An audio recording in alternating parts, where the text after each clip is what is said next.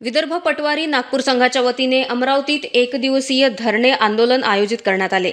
ग्राममहसूल अधिकारी आणि मंडळ अधिकारी यांच्या प्रलंबित मागण्यांसाठी यवतमाळ, अमरावती आणि अकोला जिल्ह्यात शेकडो पटवारी एकत्र आले। मुख्यतः फेस रीडिंग ॲपची सक्ती तात्काळ थांबवण्याची ठाम मागणी करण्यात आली आहे।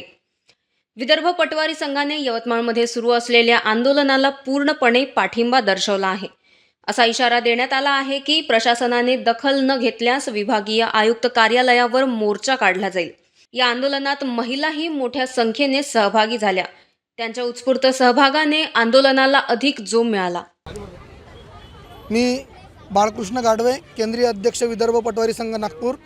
आज विदर्भ पटवारी संघ नागपूर 2च्या वतीने माननीय विभागीय आयुक्त अमरावती यांचे कार्यालय परिसरात यवतमाळ जिल्ह्यातील ग्राम महसूल अधिकारी यांचे चालू असलेले आंदोलन आणि ग्राम महसूल अधिकारी संवर्गाला जी फेस रीडिंग ॲपची सक्ती होत आहे त्याविरुद्ध आणि जिल्हाधिकारी यवतमाळ यांची जी एकाधिकारशाही वृत्ती आहे त्या वृत्तीचा निषेध म्हणून एकदिवसीय धरणे आंदोलन संपन्न होत आहे।